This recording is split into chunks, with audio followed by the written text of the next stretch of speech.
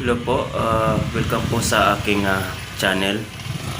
Sa ngayon po ay papakita ko po sa inyo kung paano kumita sa negosyong prutas.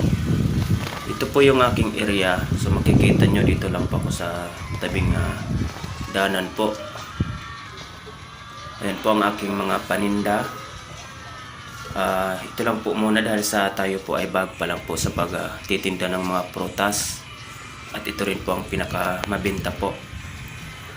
Ayan po, i-share ko rin po sa inyo kung paano tayo kumita sa pagbibenta ng prutas. Ito po yung aking mga binibenta po. Ito po yung lansones po. Kung makikita nyo po ay talagang napaka-fresh pa po talaga. Kahit na hindi nyo siya ilagay sa ref po ng 4 na araw ay hindi siya masisira. Ito naman po yung honey punkan. Ito naman po yung sugar cat. So makikita nyo talaga ay sariwa pa talaga siya. Bagong pitas. Ito po ang kilo nito ay dati nasa 100 lang. Ito naman po yung saging na senyorita. Ito po yung maliliit lang pero maganda yung lasa niya, matatamis. Tapos mayroon din tayong latundan. Ayan po. Tapos mayroon din tayong apple. Dahil sa pagbibinta po talaga ng prutas ay laging may apple. Lahat po ng tinitinda ko ngayon ay karamihan ay mga pang-export po. Mga imported na prutas. Dahil po sa paumpisa pa lang po tayo kaya hinahaluan ko na siya ng mga local fruits po. Kaya ng mga ayan po, gabi. Kung makikita nyo ay magandang klase rin yung gabi na binibinta natin. Ayan po. Yan po yung binibinta ko muna sa ating pagtitinda. Dito naman po sa pwesto ko ngayon, sa pangalawang pwesto po ay mas marami talaga yung tao dito. Kumpara doon sa pinakita ko sa inyo kanina, doon ako pumupisto pag umaga hanggang alas 3 dahil sa sobrang init dahil may puno doon. Dito naman po ay tuwing alas 4 hanggang alas 7 ng gabi ako dito dahil sa marami talaga dito yung bumibili.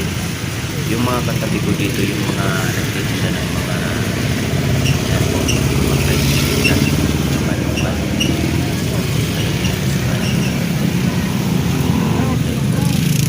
Isip ko po na prutas lang dahil sa marami ang bumibili ng manok.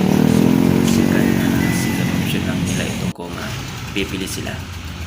Ayan po, pakita ko rin po sa inyo, may bago naman tayo ng tinda. Ito may mangga, may dalang pita, tapos yung ating honey punkan, siyempre yung ating apple. Ayan po, tapos sugar yan, malilit na orange. Ayan po, mayroon naman tayo ditong grapes po. So makikita nyo napaka-fresh. Sa ngayon po, ang ginagawa ko po kung paano kumita ay yan nga po, kung makikita nyo sa aking mga video ay nakapisto ko dun sa mga tabing kalsada, sa mga daanan ng tao para marami talaga ang bibili. Tapos yung option din po namin ay online, yung pangalawa po, para mabilis. Ito naman po yung cat kung tawagin po. So nabili ko ito sa wholesale po is so ang balot na talaga is pinipilihan ko lang siya kung may 70 po bulok, ang pinapalitan ko pintahan natin sa isang balot. pero din. sa ibang Di tulad ng iba na binabawasan area pa po nila. ang bintahan nila nito ay Tapos ginagawa nilang nasa 2 kilo 80 kasi po to nasa 100 3/4 ito. pesos dito po sa Pilipinas. Yan po.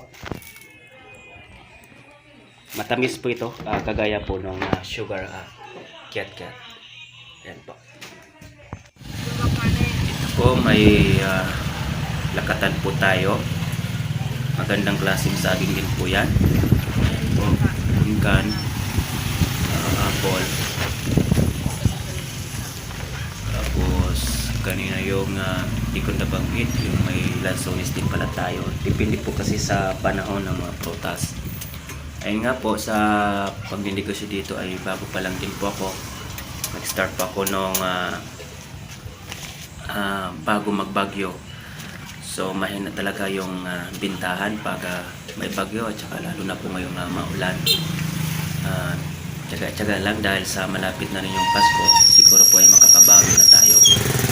Sa mga susunod ko po na video ay share ko rin po sa inyo kung magkano ang pinuhunan ko at sana po ay makapagbigay din to ng magandang halimbawa sa mga gusto magnegosyo ng prutasan.